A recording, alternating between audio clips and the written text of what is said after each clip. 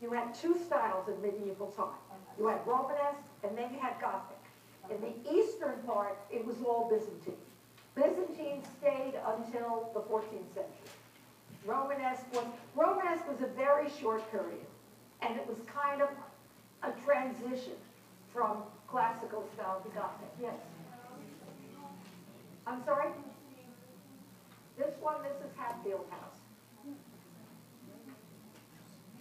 And this is some Gothic ornament. Well, because this is you know what? You could use this medieval. This is primarily church related, but this we really should say medieval. I'd rather you said Gothic with only things having to do with the church. But books, very often books mix them up or use them interchangeably. It has come to be practically everything in the medieval period after Romanesque ends up being called Gothic. I'm sorry?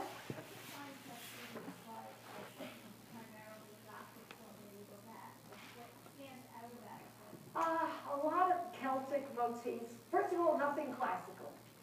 Nothing classical. Motifs drawn from Celtic, symbols of knighthood and, shields, that kind of thing. And then, okay, it's not here, trefoil and quatrefoil. So the chief thing you'll recognize is you don't see, well, here's trefoil. You don't see classical elements anymore. Okay, Renaissance is a neoclassical style. The ornament in it is classical. You don't really properly say Renaissance style. And this is, I'm sorry, I should have put a space in there. This is The Foundling Home by Brunelleschi. And this is the name of the cathedral of Santa Maria dei Fiori. The dome is by Filippo Brunelleschi. And this is, again, a building or a dome, any one of these you need to recognize. You remember it, it's an ordinary looking dome, it's 8-sided, it was a feat of engineering, not so much a feat of design. And all the stories I told you about how he built it are, I think, very interesting, and maybe you remember them. I'm not going to ask you to tell me how he built it.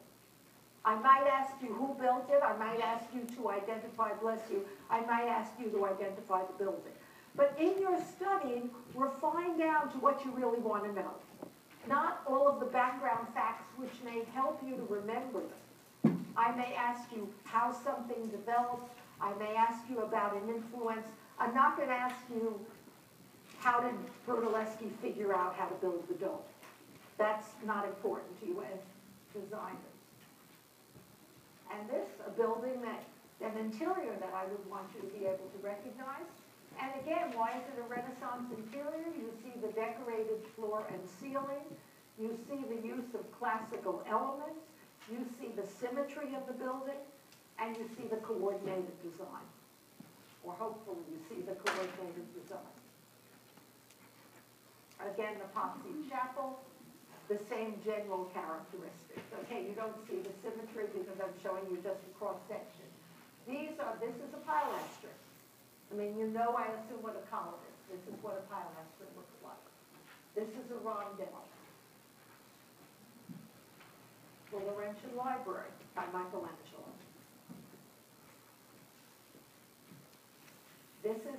These are two palazzi. One palazzo is one is a palazzo, two are a palazzi. And these are Renaissance buildings of the same general form that developed from the ancient Megaron. They're buildings with an atrium in the center. There's 3 levels with a heavy cornice at the top. And they were a Renaissance. This is one of the Palladio buildings that you need to recognize. The grand entrance, the temple facade, thrust forward, the symmetry, the light color exterior. We can't see the interior. And this is his most famous building, the Villa Capitol, or the Villa Republic. 4-sided, with a dome, because he wanted to do a dome. You see in his buildings another characteristic, symmetrical interiors, the rooms in proportion to the center room. So you come in here, and the rooms are in general in mathematical proportion. And the ones that are overall. Okay, secular design in the Renaissance, Palazzo Davanzati, Studio Work. These are just two that you need to recognize. And we're looking at Intarsia. We're also looking at trompe l'oeil. Trompe l'oeil is design meant to fool the eye. Trompe l'oeil is something that looks three-dimensional, but it's two-dimensional. Thank you, Roll.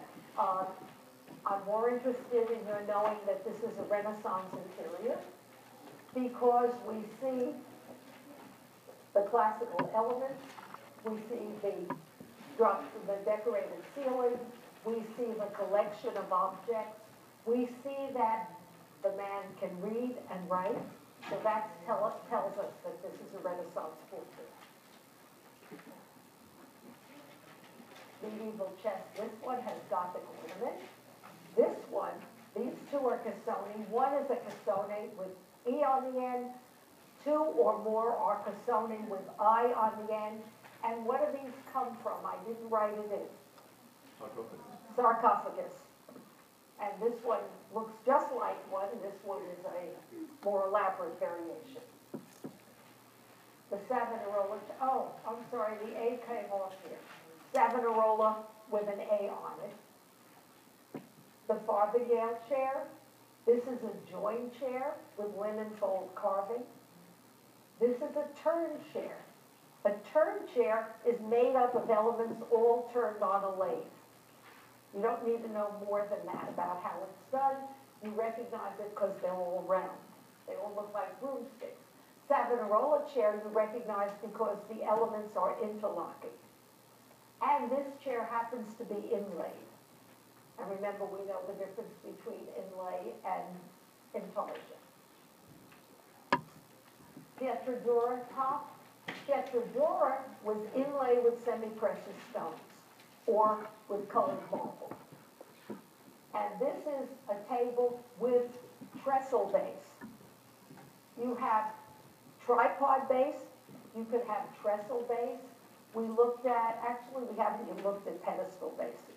You know what a pedestal is, something that sits on. A grotesque and an arabesque. If we want to be perfectly accurate about the images, the arabesque doesn't have any living figures. Both of these are symmetrical. They're vertical elements. They have elements of foliage. And sometimes classical, this one, the arabesque, doesn't have any urns. But it's essentially made up of natural elements. This is more elaborate. Grotesque, here grotesque too. This you would say is elements of classical or Renaissance ornament. Banqueting house in London, the exterior, the interior, by Inigo Jones. This is something you want to recognize. From the English Renaissance and interior, the kind of furniture, heavier looking. What happened from the medieval period to the Renaissance? Furniture went from oak, mostly oak, to mostly walnut. Got lighter. English Renaissance furniture has more turned elements, is heavier looking. The Great Bed of Ware, we've told stories about that. This is an example of furniture as architecture. English furniture being derived from architectural forms, so drawing on architectural forms. We go to the French Renaissance.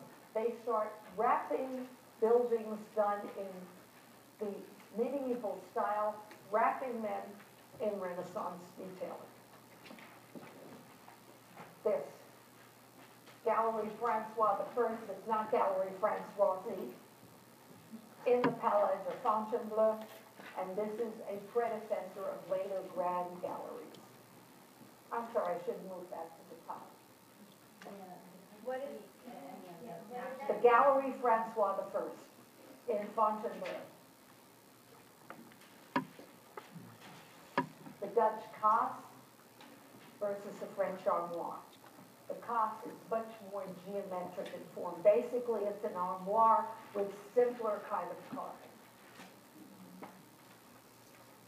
This, Baroque. Now the style, we could call it neoclassical or Baroque. Baroque has gotten its own name as a style.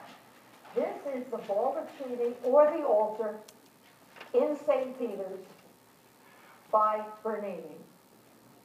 And what we're looking at here is the distorted columns.